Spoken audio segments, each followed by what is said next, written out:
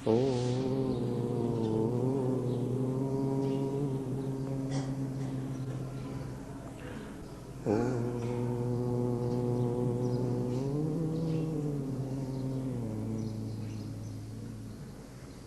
मंगलमय मंगलकरण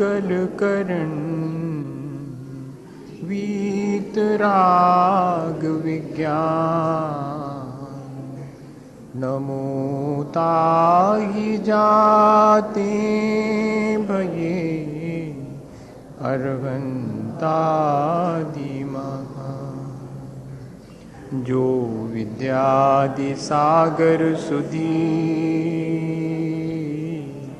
जो विद्यादि सागर सुधी गुरु हैं हितैषी शुद्धात्म में निरत नित्य हितोपदेशी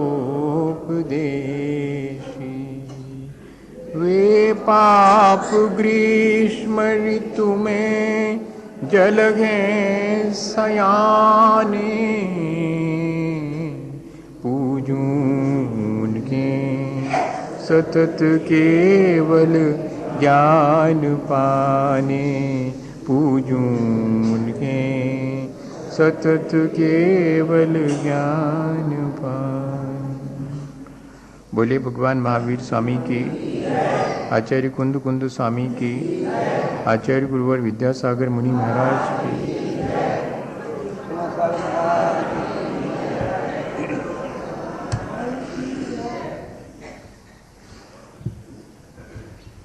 हम सभी लोग एक श्रावक को कैसे घर गृहस्थी के बीच आत्मिक विकास करने की संभावना है, इस पर विचार कर रहे हैं।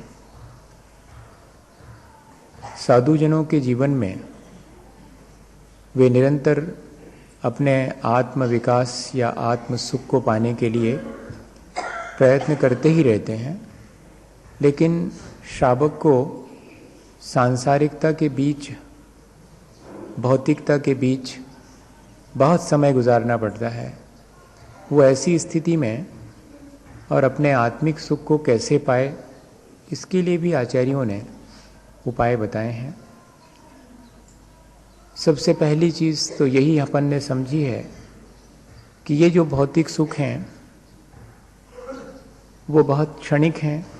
मुझे आत्म सुख पाना चाहिए, जो कि एक बार मिलने के बाद फिर नहीं छूटता है।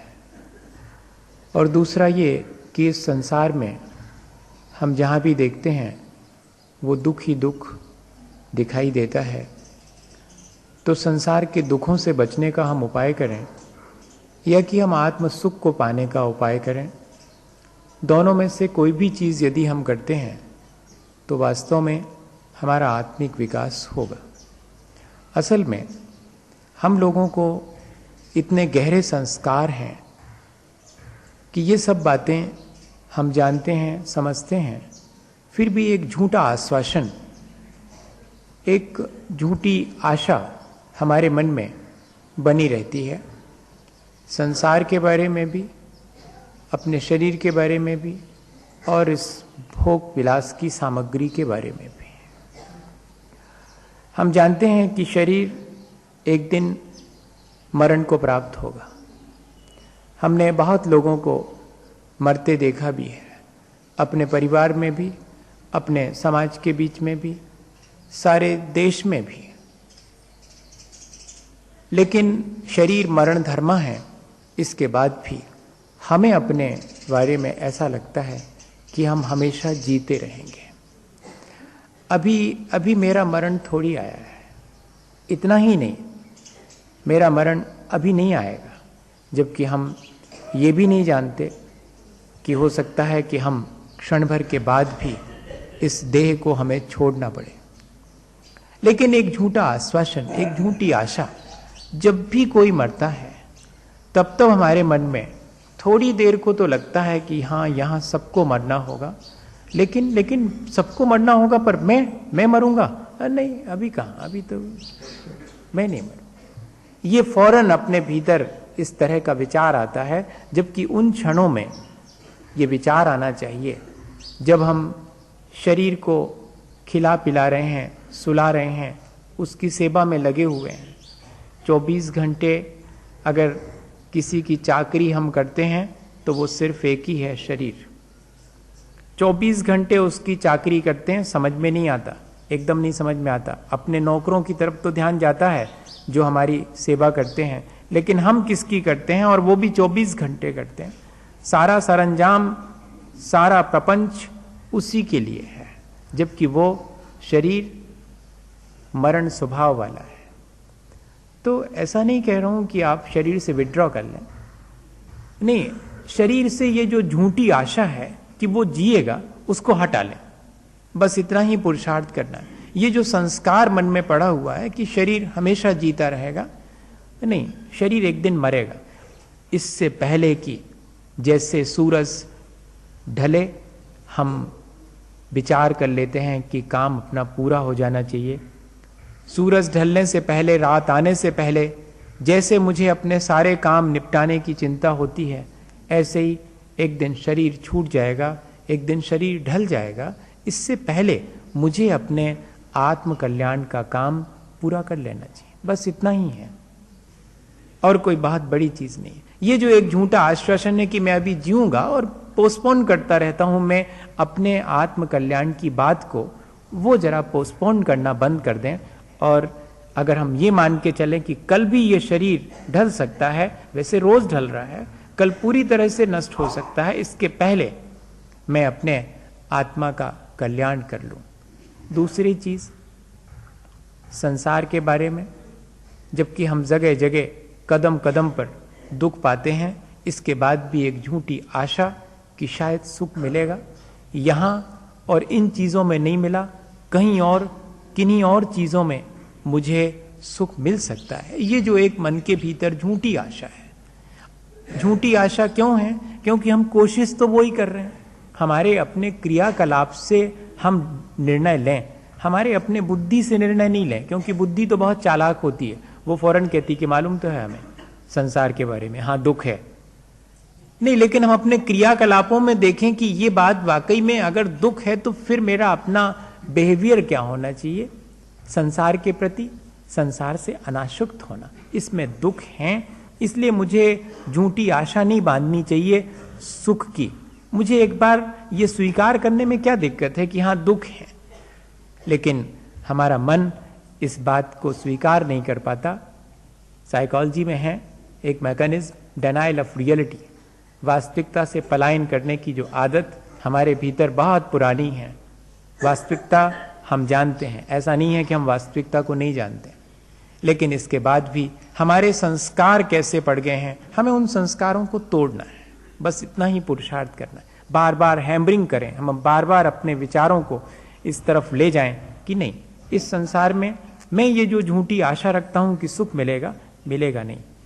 एक बार पूरे मन से और इस आशा को खत्म कर दें कि नहीं मिलेगा, यहां दुख ही मिलेगा। अब क्या करना? तो मुझे सुख पाना है। सुख पाना है तो उपाय करो, सुख पाने का उपाय करो। संसार में सुख है ऐसा भ्रम क्यों पालो? जो वास्तविक सुख है उसको पाने का। जैसे ही संसार में सुख का भ्रम टूटेगा, तब मालूम पड़ेगा कि वास्तविक सुख क्या है और मुझे उसे पाना। और जब तक ये आशा बनी रहेगी कि यहीं इसी संसार में सुख मिलेगा, तब तक आत्म सुख आप सिर्फ वाणी में कह सकते हैं आत्म सुख, बाकी जीवन में आत्म सुख पाने के लिए कोई प्रयत्न संभव नहीं है जब तक कि ये आशा नहीं टूटेगी। और तीसरी चीज, ये जो 5 इंद्री के भोग विलास की सामग्री है, इसके बारे में हम सब लोगों के अंदर एक भ्रम है, एक आशा है कि ये मुझे मेरे अनुकूल मिलेगी, मैं जैसी चाहूंगा वैसी मिलेगी, और नहीं मिलेगी तो मैं प्रयत्न करके और अपने मन के अनुकूल भोग विलास की सामग्री इकट्ठी करूंगा।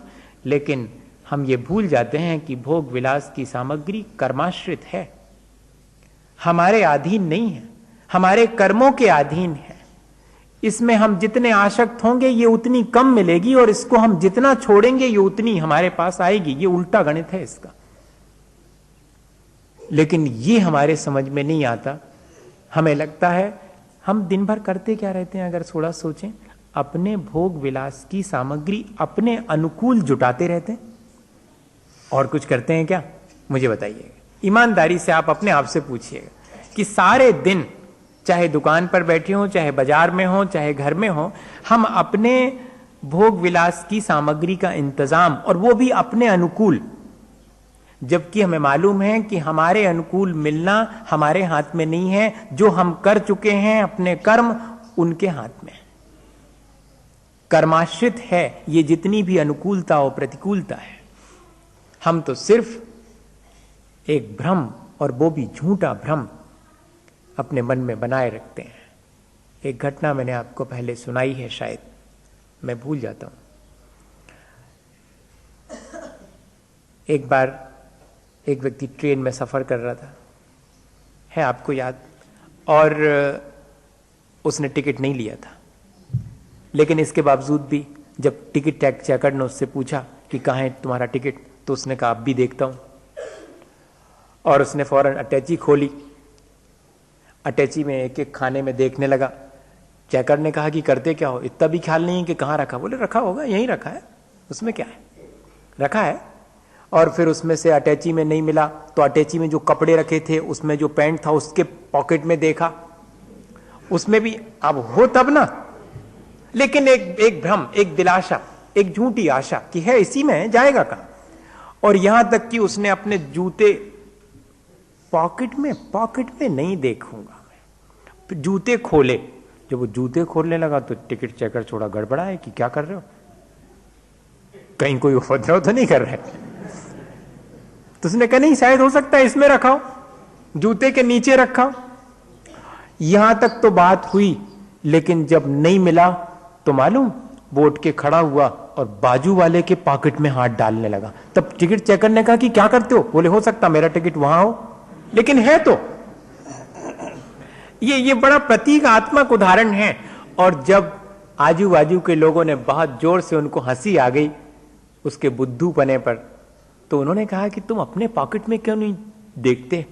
तो उसने कहा सुनो, थोड़ी सी आशा है कि शायद मेरे पॉकेट में मिलेगा, मैं उस आशा को तोड़ना नहीं चाहता। थोड़ी सी आशा है कि शायद वहां मिलेगा, मुझे मालूम है कि इन जगहों पर नहीं है, लेकिन मैं फिर भी ये आशा बनाए रखना चाहता हूं कि शायद होगा तो मेरे पॉकेट में हो सकता, मैं वहां नहीं देखूंगा, वहां कभी नहीं देखूंगा। ये एक उदाहरण है जो हम सब पर लागू होता है।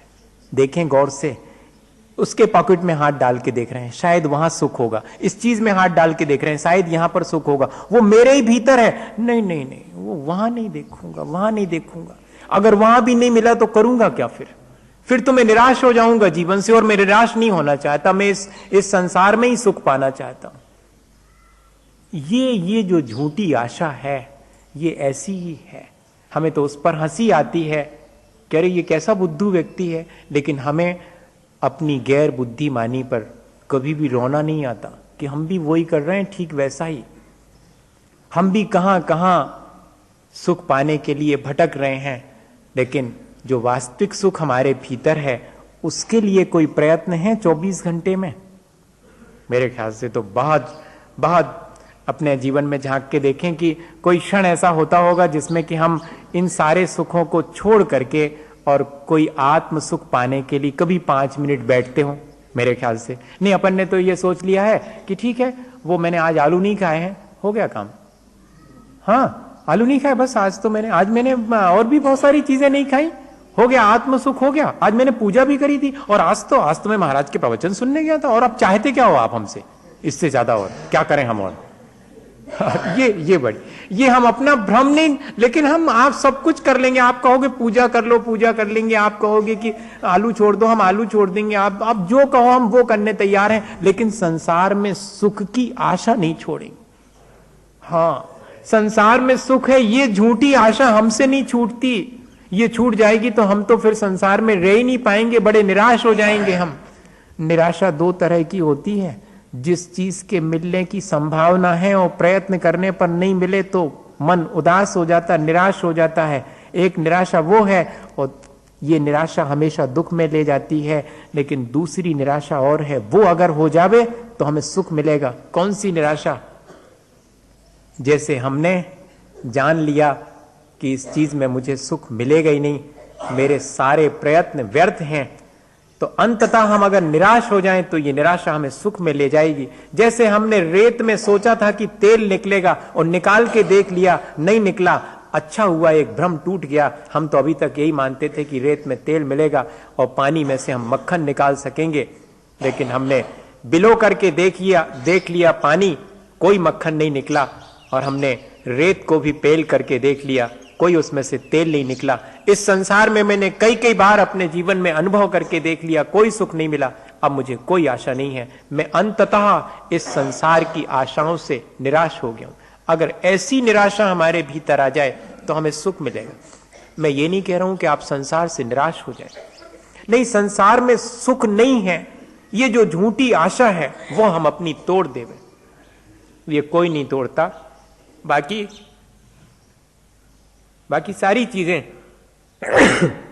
सारी चीजें हम कर रहे हैं। हम सब, आप जो कहेंगे, बाहर से जो भी क्रियाएं करनी होंगी हम सारी क्रियाएं कर लेंगे, लेकिन शरीर मेरा मर जाएगा? नहीं मरेगा। संसार में दुख है? नहीं, थोड़ा बहुत तो सुख मिलता है। तो फिर भोग विलास की सामग्री मैं अपने अधीन, मेरे अधीन है, मैं जैसी चाहूं वैसी पालूंगा। हाँ, ऐसा ही लगता है मुझे, कर्माश्रित नहीं लगता। ऐसे हम बहुत सारे भ्रम अपने जीवन में पाले हैं।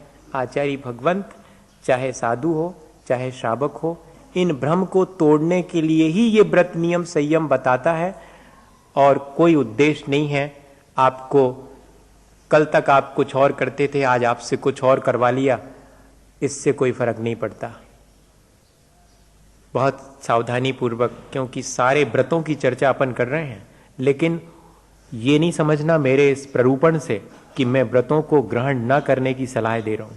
मैं ये कह रहा हूं कि व्रतों को इस तरह से ग्रहण करें जिससे कि वास्तव में हमारे मन में जो आत्म सुख पाने की ललक है वो पैदा हो रहा है। ये कि संसार के भौतिक सुखों में ही हम सुख मान रहे हैं और छोड़ते जा रहे हैं कुछ चीजें। बस वही, जैसे कि 10 लाख रुपए कमाए हैं, थोड़े बहुत दान दे दिए, वो भी आनंद ले लिया, और ये आनंद तो है ही, 10 लाख रुपए का भी आनंद ले रहे हैं और थोड़ा सा दानी होने का आनंद भी ले लिया। 100 चीजें हैं, 100 चीजों में से 2-4 छोड़ दी, बाकी तो बड़े प्यार से खा रहे हैं और कह रहे हैं हम तो त्यागी भी हैं, हमने तो ये छोड़ रखा है। तो छोड़ रखा होगा आपने, लेकिन अभी भी जो चीजें आपने ग्रहण कर रखी हैं उनमें तो सुख मान रहे हैं कि नहीं? पहले नंबर तो ये मानसिकता बनानी पड़ेगी कि यहां सुख है नहीं, मैं जो ग्रहण कर रहा हूं उसमें भी सुख नहीं है, मैं जिस दिन इसको भी छोड़ दूंगा तब मुझे सुख मिलेगा। अभी तो मैं थोड़ा बहुत त्याग करके, थोड़े से व्रत नियम लेकर के और ऐसा सोचने लगता हूं कि बस जैसे मैंने सब कुछ कर लिया हो। ये चीज हमारे मन में आनी चाहिए कि वास्तव में क्या मैंने इस संसार की झूठी आशाओं को छोड़ा है कि नहीं। एक सिनेमा देखने गए थे 2 मित्र, हाँ, अपने साथ भी ऐसे ही घटित होता। वो सिनेमा देखने गए तो देखते देखते, और उसमें वो घोड़े दौड़ते हैं ना, उनकी दौड़, घुड़दौड़, उसकी कोई प्रतियोगिता थी उसमें सिनेमा में, तो वो दिख रही थी। काले रंग का भी घोड़ा था और एक नीले रंग का घोड़ा था। तो वो काले रंग का घोड़ा बहुत बार तेज दौड़ करके आगे निकल जाता था। तो पहले वाले मित्र ने दूसरे वाले से कहा, वो जो नीला वाला है ना वो जीतेगा। दूसरा मित्र बोलता, कैसी बात कर रहा हो, ये काला कितना तेज दिख रहा है और यही आगे निकल जाएगा, नीला तो अभी कितने पीछे है वो। तो पहले वाले ने कहा कि सुनो, मेरी मानो, नीला ही जीतेगा, नीला ही। और खेल पूरा हो गया, खेल पूरा हुआ और सच्ची में वो नीले रंग का घोड़ा ही जीता। तो वो जो दूसरा मित्र था उसने कहा, यार तुम्हारे प्रेडिक्शंस एकदम परफेक्ट होते हैं, कितनी बढ़िया भविष्यवाणी करते हो यार, तुमने तो जैसा नीला कहा था आशा ही नहीं थी बिल्कुल, वो तो बहुत पीछे था और बिल्कुल नीला ही जीता। उसने कहा, सुनो, मैं ये फिल्म दूसरी बार देख रहा हूं, मैं पहली बार भी देख रहा हूं, ऐसा ही होता है। ये तो मैं दूसरी बार देख रहा हूं, इस फिल्म में तो होता ही है नीला ही वाला जीतता है। अब तुम बनाए रहो झूठी आशा की काला वाला जीतेगा। हम भी इस संसार को कई बार फिल्म की तरह दोहरा चुके हैं, फिर भी हमारी आशा नहीं टूटती है, फिर भी हम ये नहीं कह पाते कि कई कई बार करके देख लिया मिलेगा दुख, दूसरे को भी यही सलाह देते हैं कि ऐसा कर लो मिलेगा सुख। देख लो, मां से अगर बेटा और बेटी पूछे कि शादी कर लें या नहीं करें, तो मां यही सलाह देगी कि कर लो। और अगर वो धीरे से पूछ ले कि तुम्हें ब्याह करने के बाद कौन कौन का सुख मिला, जल्दी नहीं है, एक लिस्ट बनाना और कल 2-3 दिन में बता देना। एक व्यक्ति के साथ ऐसे ही घटित हुआ था, जब मां ने बहुत फोर्स किया उसको बेटे को ब्याह करने के लिए, तो बेटे ने इतना ही कहा कि मां सुनो, तुम पहले ये तय कर लो कि तुमने ब्याह के बाद कौन कौन से सुख जो तुमने सोचे थे, जो तुमने सपने सजाए थे, इस संसार में स्वप्न देखे थे तुमने सुख पाने के, वे कौन कौन से पूरे हुए, और वास्तविकता जो पहले नहीं मालूम थी वो वास्तविकता मालूम पड़ी, फिर कौन सा सुख मिला तुम्हें। ये उसने डायरेक्ट कह दिया। मां तो बहुत हड़बड़ा गई थी, उसने कहा सुनो तुम हमसे इस तरह की बातें मत किया करे। और फिर बाद में अपने भाई से, उस बेटे के मामा से कहा कि इसको समझाओ, ये कैसी कैसी बातें करता है, संसार कहीं ऐसे चलता है क्या, वो तो भगवानों की बात है, वो नहीं करते होंगे ब्याह, ये ऐसा उपद्रव कर रहा है हमारे घर में, उपद्रव मालूम पड़ रहा है, देखना आप।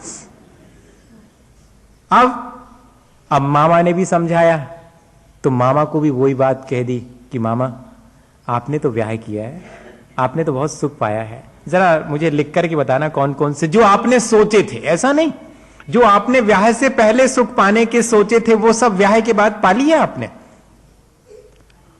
अब 3 दिन के बाद फिर जब वो पहुंचा तो अब की बार मामा नहीं मिले, मामी जी मिली। उन्होंने कहा सुनो तुम्हें जो करना हो वो करो, ब्याह करना हो करो, नहीं करना हो मत करो, तुम मामा को परेशान मत करो। 3 दिन हो गए ढंग से बात तक नहीं करते हमसे,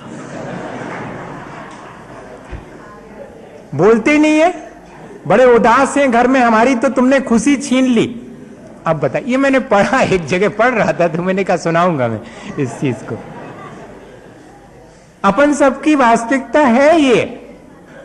अपन से कोई अगर सचमुच, अपन अपने आप से भी सचमुच ऐसा ईमानदारी से पूछ लेवे कि जो हमने सोचा था कि ये सारे सुख मिलेंगे, क्या वो हमें उन चीजों के पा लेने के बाद मिले हैं आज तक? हमने सोचा था कि ये चीजें पाने से हमको ये सुख मिलेंगे। सच्ची बताएं, अगर अपने मन से पूछें कि वो चीजें मिल जाने के बाद क्या सचमुच सुख मिले? नहीं मिलते।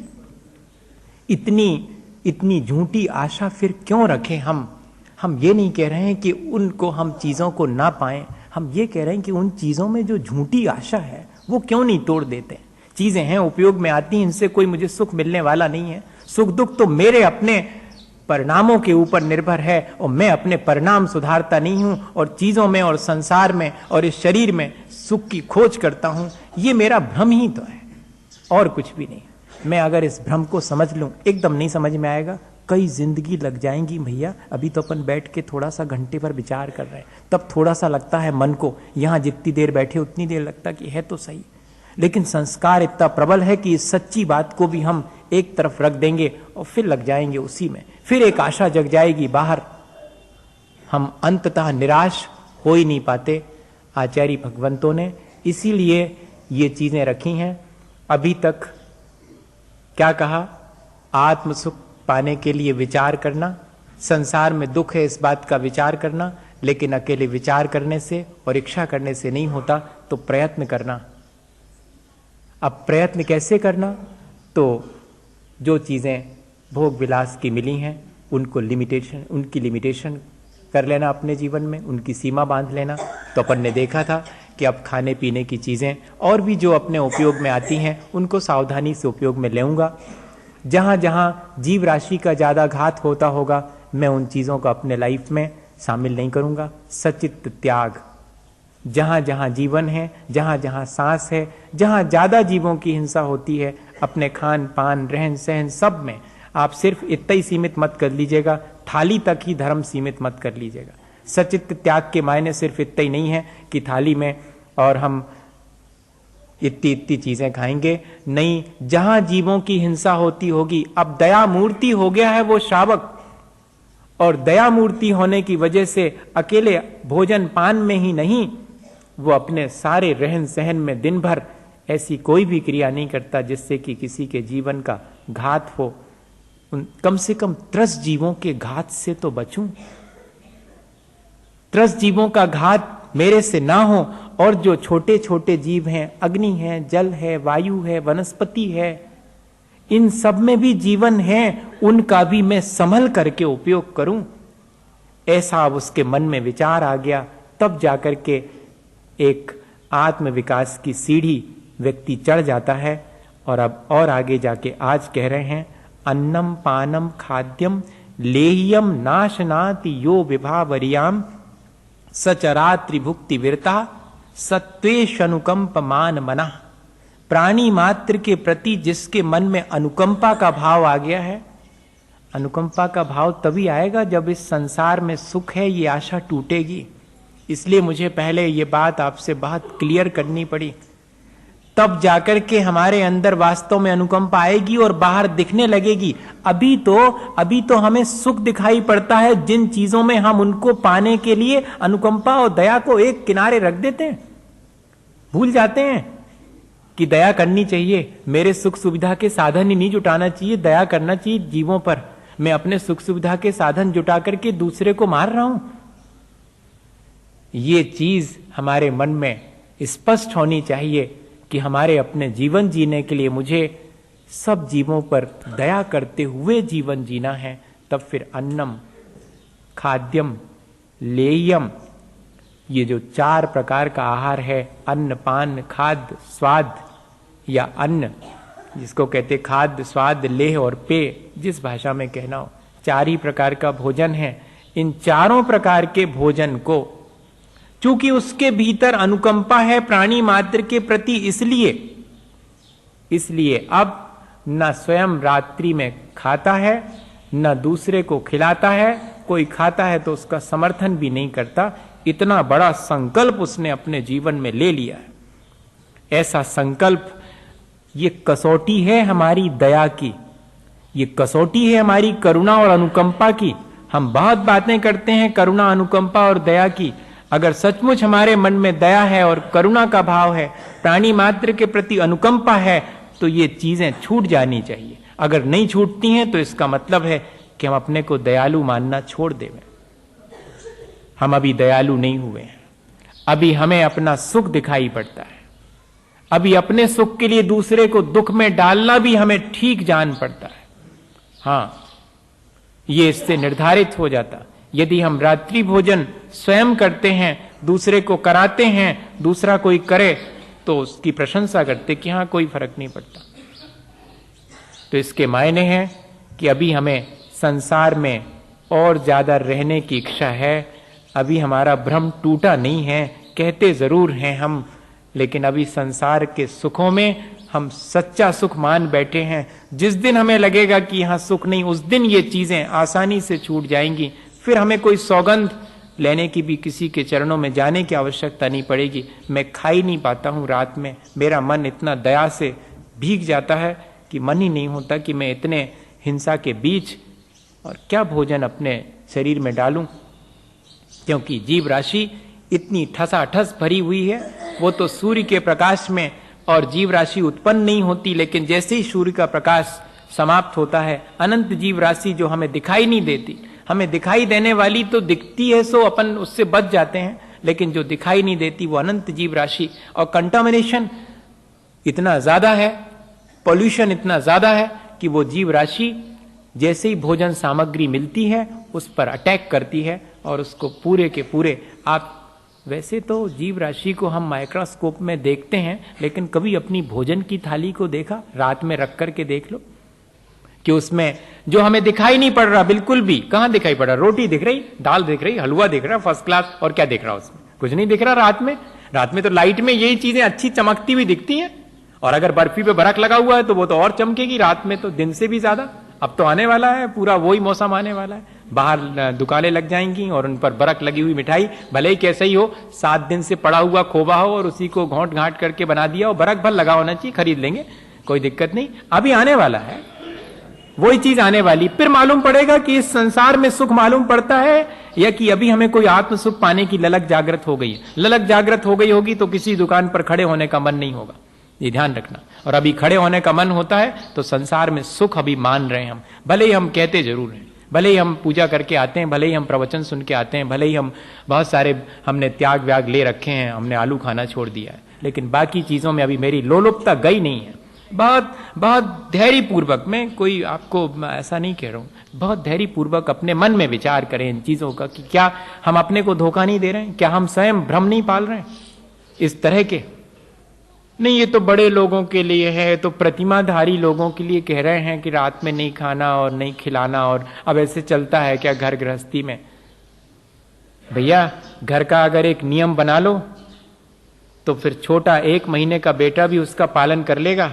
बचपन से नहीं करते असल में, क्योंकि दोनों जन लाइफ स्टार्ट करने से पहले बैठ करके विचार ही नहीं करते कि लाइफ क्या होगी हमारी, जैसी सबकी चल रही वैसे ही ढकलते जाने दो, चलती है सब चल। और अगर दोनों बैठ करके ब्याह के पहले दिन इस बात पे तय करें कि कैसा जीना है, कोई नहीं खाएगा दोनों में से रात में, आने वाली पीढ़ी को कोई रात में नहीं मिलेगा, घर में आने वाले मेहमानों को पहले से बोर्ड लग जाएगा कि इस घर में आओ तो आओ, बहुत अच्छा है, लेकिन रात में कुछ भी नहीं मिलेगा खाने, पानी पीने भी नहीं मिलेगा। खाद्य स्वाद या अन्न, जिसको कहते खाद्य स्वाद लेह और पेय, जिस भाषा में कहना हो, 4 ही प्रकार का भोजन है। इन चारों प्रकार के भोजन को, चूंकि उसके भीतर अनुकंपा है प्राणी मात्र के प्रति, इसलिए अब न स्वयं रात्रि में खाता है, न दूसरे को खिलाता है, कोई खाता है तो उसका समर्थन भी नहीं करता। इतना बड़ा संकल्प उसने अपने जीवन में ले लिया है। ऐसा संकल्प, ये कसौटी है हमारी दया की, ये कसौटी है हमारी करुणा और अनुकंपा की। हम बहुत बातें करते हैं करुणा, अनुकंपा और दया की, अगर सचमुच हमारे मन में दया है और करुणा का भाव है, प्राणी मात्र के प्रति अनुकंपा है, तो ये चीजें छूट जानी चाहिए। अगर नहीं छूटती हैं तो इसका मतलब है कि हम अपने को दयालु मानना छोड़ दें। हम अभी दयालु नहीं हुए हैं, अभी हमें अपना सुख दिखाई पड़ता है, अभी अपने सुख के लिए दूसरे को दुख में डालना भी हमें ठीक जान पड़ता है। हां, ये इससे निर्धारित हो जाता।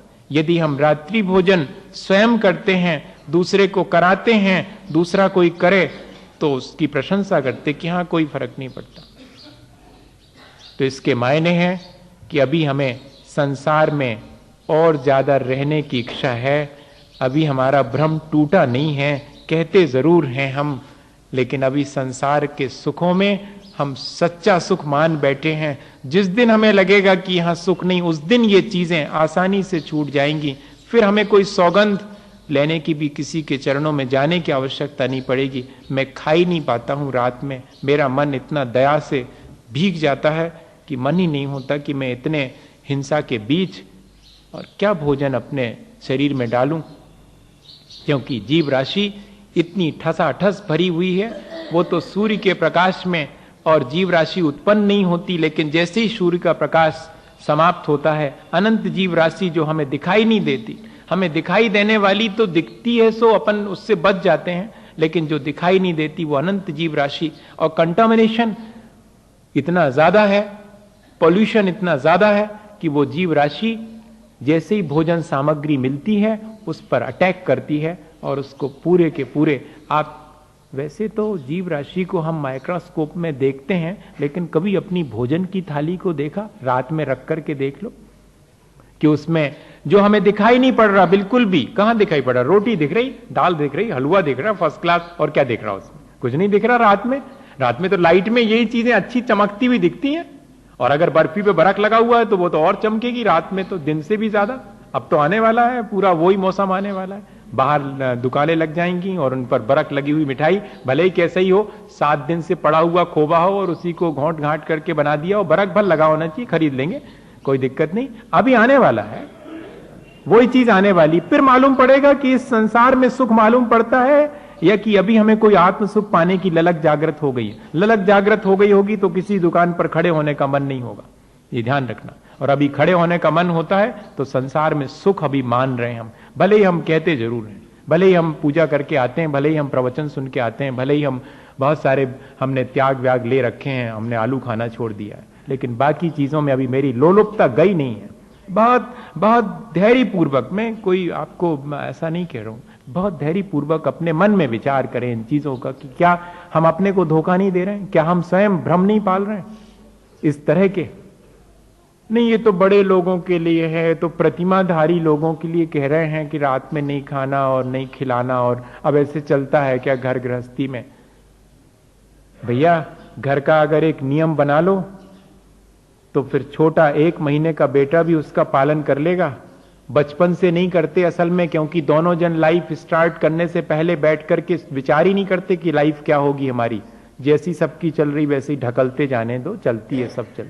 और अगर दोनों बैठ करके ब्याह के पहले दिन इस बात पे तय करें कि कैसा जीना है, कोई नहीं खाएगा दोनों में से रात में, आने वाली पीढ़ी को कोई रात में नहीं मिलेगा। घर में आने वाले मेहमानों को पहले से बोर्ड लग जाएगा कि इस घर में आओ तो आओ, बहुत अच्छा है, लेकिन रात में कुछ भी नहीं मिलेगा खाने, पानी पीने भी नहीं मिलेगा। नहीं आएंगे और क्या, हम भी नहीं जाएंगे किसी के यहां पर।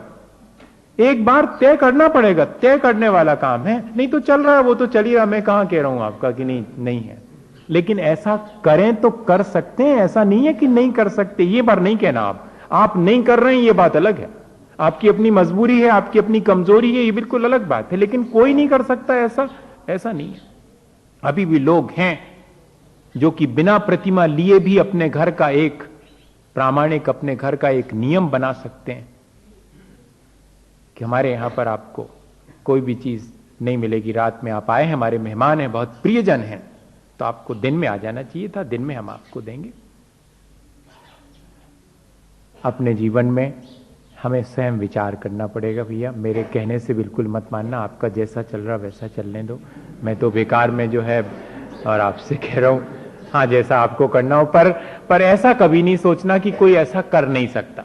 बस मैं तो सिर्फ ये कह रहा हूं कि कोई कर सकता है, ऐसा भी कर सकता है। हम नहीं कर पा रहे हैं, ये हमारी कमजोरी, इसको तो मानो कम से कम।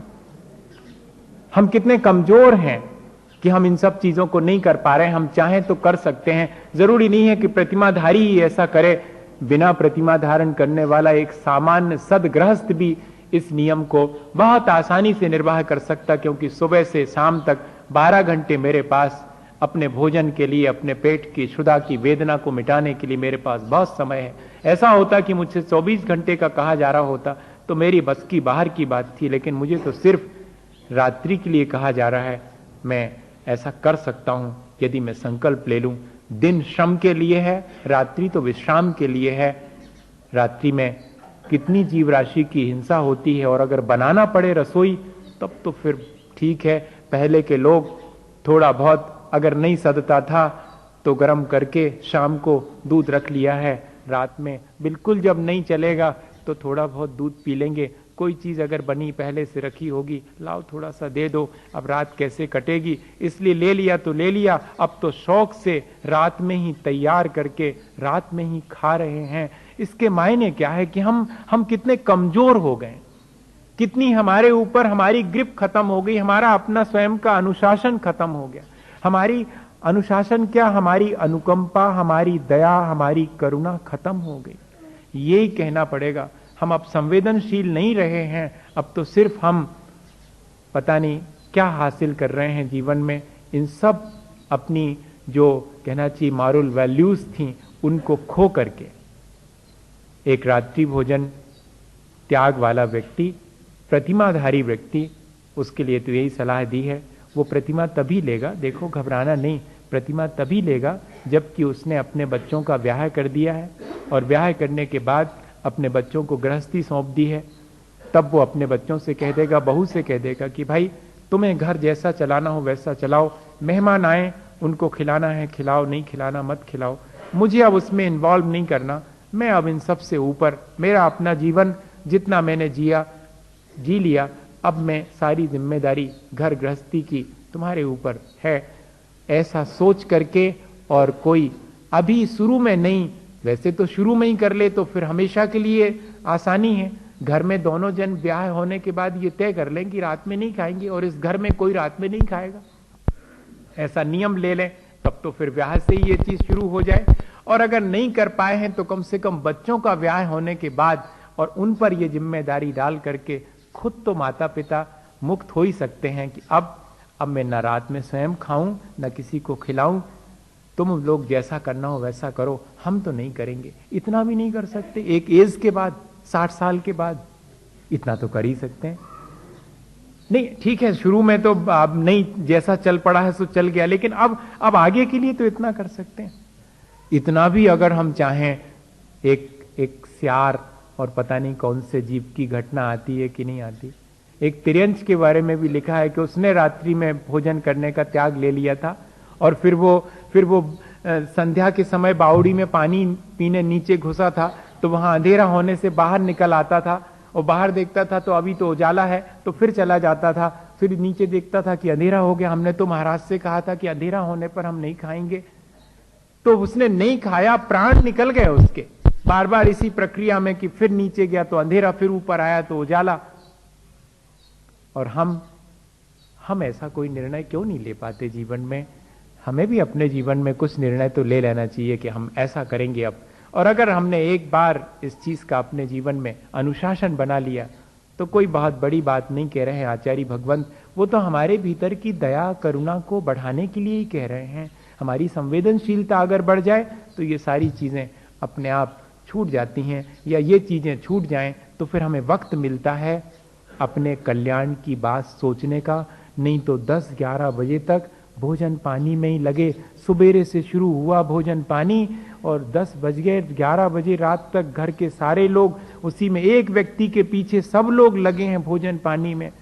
वो भी इतना भी वक्त नहीं है कि 6 बजे फुर्सत हो जाए और शांति से अब शाम के समय थोड़ा सा धर्म ध्यान कर लेवे। नहीं, अभी तो धर्म ध्यान क्या, घर में नहीं बनाओ, चलो अपन घूमने 8 बजे, सो घूमने चलो, वहीं खा पी लेंगे।